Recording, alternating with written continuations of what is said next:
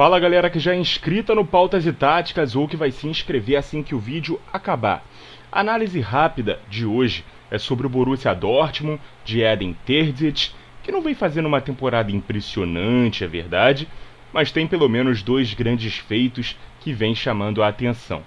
Além de ser um dos quadrifinalistas da atual Champions, ele foi líder do grupo da morte na primeira fase, com PSG, Milan e Newcastle, e recentemente quebrou um jejum de 10 anos sem vencer o Bayern na Allianz Arena na Bundesliga. Por ser o último classificado entre os 8 da maior competição de clubes do mundo, que ainda não fizemos análise, acho que vale conferir como o Borussia vem jogando, principalmente nos jogos grandes dessa temporada. Vamos sacar aqui a nossa prancheta e falar sobre os padrões desse time que muda bastante. Eu vou sempre falar um ou outro jogador em alguma posição em que a gente tem a dúvida de quem realmente é o dono da posição, beleza? Maier ou Kobel no gol, já começa essa dúvida na primeira posição do time. Rierson e às vezes o Wolf também joga como titular na lateral direita. Hummels e Schlotterberg na zaga e o Madsen na lateral esquerda. A dupla de volantes normalmente tem Henry Kahn e Sabitzer, mas também pode ter Özcan e Mecha formando essa dupla de volante, ou variando aí esses quatro, se alternando entre quais dois jogam como titulares. O Sancho chegou nessa segunda metade da temporada roubando a posição do Malen. O Brandt vem jogando muito mais como meia do que como volante, com isso o Royce virou um costumeiro frequentador do banco de reservas, e o ADM, esse sim, é o dono da ponta esquerda. Na frente, um reforço da temporada, o Füllkrug, que inclusive foi um dos artilheiros da temporada passada e também frequentou a seleção alemã durante a Copa do Mundo de 2022. Esse elenco aí dá conta com o zagueiro Niklas Süle, que também já apareceu bastante como titular tanto na zaga quanto na lateral direita por alguma necessidade, e os centroavantes Moukoko e Haller, que também já foram titulares em outro momento, antes da chegada do Füllkrug principalmente. O time parte de um 4-2-3-1, mas não é uma equipe proativa, nem que gosta tanto da posse de bola. Pelo menos quando o adversário do outro lado é um time também muito forte. É um time que gosta muito das transições rápidas, dos contra-ataques, poucos passes e acionamento dos pontas em velocidade. Na saída de bola, normalmente o Henry Kahn é o responsável por recuar entre os zagueiros, ou também ora por um dos lados dos zagueiros nessa saída de três, enquanto o outro meio-campista fica mais à frente, sendo esse vértice mais avançado de um losango de saída de bola, que a gente costuma chamar de saída de 3+1. Com isso, os laterais também ganham liberdade para poder avançar. O Brandt pode recuar também para um lado, para o lado do segundo volante, fazendo a saída de 3+2, mas isso é menos usual. O padrão mais visto é o Brandt se manter aqui na linha de meio, o lateral do lado da jogada se mantendo aberto por dentro, enquanto o outro lateral joga um pouco mais ao lado desse segundo volante. Então a gente tem um lateral por fora e um lateral por dentro. Acho que eu me enrolei aqui na minha fala falando lateral aberto por dentro. Um lateral joga aberto, o outro lateral é por dentro. É que eu tô com as anotações aqui abertas e as frases são minimalistas, são só uma forma de eu me guiar e não esquecer o que eu vou falar. Não tem exatamente a frase certinha que eu vou dizer, beleza? Peço desculpas a vocês mais uma vez. Muito bem.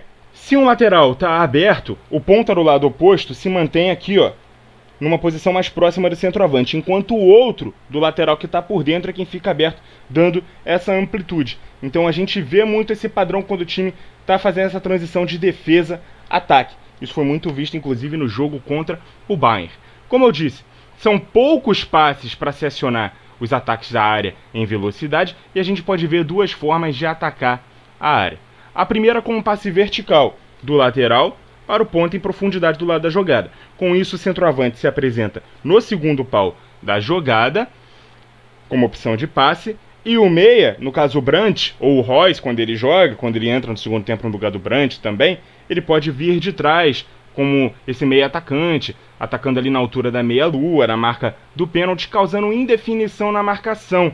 né, que fica mais atenta a esse jogador e gera espaço na linha de passe do ponta que atacou e o 9 que espera a bola rolada no segundo pau, nesse 2-1, 2 contra 1 diante do goleiro. Vamos aqui dar um exemplo com a linha de defesa colocada. O ponta está aqui. Naturalmente o lateral já vai chamar a atenção. O centroavante foi para o segundo pau. Se um zagueiro for, o outro vai ficar no mano a mano com esse meia. Se os dois zagueiros forem, para tentar ter uma vantagem numérica no jogo aéreo, aí esse meia que entrar ele vai ter total liberdade para poder ficar. E se os dois zagueiros forem encantados pelo meia que está vindo de trás, aí quando o ponta entrar na área, ele vai ter total liberdade para poder rolar a bola para esse centroavante marcar sem marcação, beleza? O primeiro gol diante do Bayern, inclusive, sai nesse acionamento do lateral diretamente ao ponta. Se vocês lembrarem, o ADM ele foi lançado por aqui, era uma jogada de contra-ataque, ele atacou em linha reta, na verdade foi do outro lado do campo, né? Aqui pelo lado esquerdo, atacou em linha reta, tocou cruzado na saída do Ulreich, que era quem estava jogando naquela partida. A bola inclusive toca na mão dele, mas morre na bochecha da rede ali do lado oposto, num chute cruzado ao que o atacante do Borussia estava, beleza? A segunda forma de atacar é com a ligação por dentro, onde o centroavante recebe a bola, recebe o passe, e ele fica sendo o armador das jogadas para os dois pontas, já que normalmente o centroavante é um jogador mais lento. Então se ele recebe a bola um pouco mais longe da área, os atacantes quando forem correr para frente, os pontas, eles vão se sobrepor, eles vão se apresentar como opções de velocidade. Então quando o centroavante recebe essa bola sendo mais lento, ele pode acionar um enquanto o outro centraliza. E aí, nisso de o outro centralizar, se a jogada está por aqui, o lateral que vai estar mais aberto é o do lado do que centralizou. E ele pode aparecer na área para poder receber um passe no segundo pau. Segundo gol do Bayern, do Borussia contra o Bayern nessa última rodada de Bundesliga, em que os dois se enfrentaram. Na verdade, penúltima rodada, né? Esse vídeo provavelmente vai ao ar na segunda-feira. Eu estou gravando numa quinta-feira, ou seja, o jogo foi no último sábado, mas mais uma rodada de Bundesliga vai se prosseguir daqui até a data em que o vídeo for lançado. O Rierson, na direita, ele apareceu, né? Por fora. A jogada começou pelo lado esquerdo, o ponta direita fez a diagonal. Ele apareceu sozinho, né? Com a marcação do Bayern encantada pelo lado em que a jogada nasceu. Encantada aqui por esses jogadores, esses atacantes.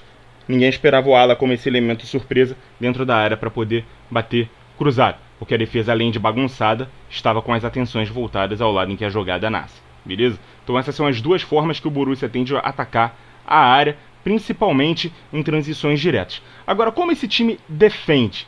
E qual é realmente a forma que esse time passa mais tempo postado no campo? Que é normalmente como ele está sem bola.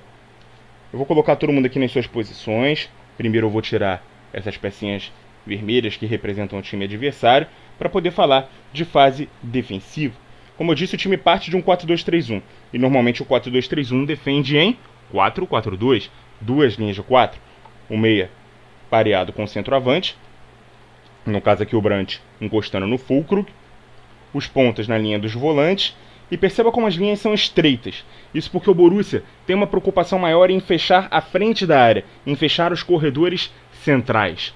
Então, inclusive chamados 3 corredores internos, dos 5 verticais. Quem quiser saber um pouco mais sobre isso, se não está tão habituado com esse tipo de linguagem, eu ofereço um curso de análise tática aqui no canal, explico um pouco mais sobre isso. Vocês podem me chamar lá no Instagram, @pautas e táticas, para adquirir o curso, caso vocês queiram.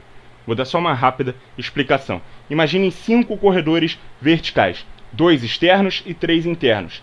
No caso, essas duas linhas de 4 fecham os 3 internos e cedem os 2 externos nesse primeiro momento. Então o time protege muito mais esses corredores internos, protege muito mais a extensão da grande área. Esse posicionamento centralizado fecha muito bem a defesa, a tal da muralha amarela, que não é só a torcida, mas também dentro de campo, protegendo muito bem os seus defensores. Então congestiona a frente da área. E aí quando o adversário consegue atacar o fundo, porque eles estão cedidos, o que acontece? O ponta é quem vai se tornar esse quinto elemento da defesa.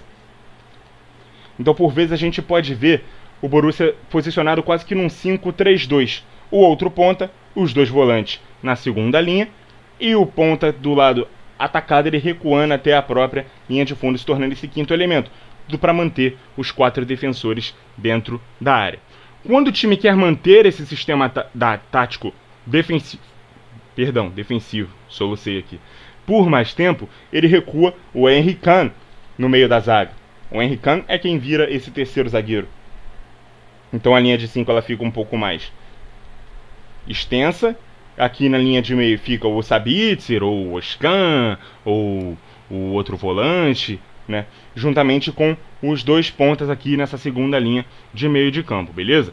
Então, quando o time quer manter esse sistema com 5, normalmente quando o adversário tem 2 atacantes e quer ter 3 defensores de uma forma mais fixa, essa é a postura do Borussia, e eu creio que também vai ser a postura do Borussia no jogo contra o Atlético de Madrid, né, na Champions League, nas quartas de final. Pelo fato de ser um time que joga com 2 atacantes e alas, né, no caso do Atlético, joga no 3-1-4-2, então ter 5 na primeira linha é uma forma de ter superioridade contra 4, os 2 atacantes e os alas contra 3 zagueiros e 2 laterais, beleza?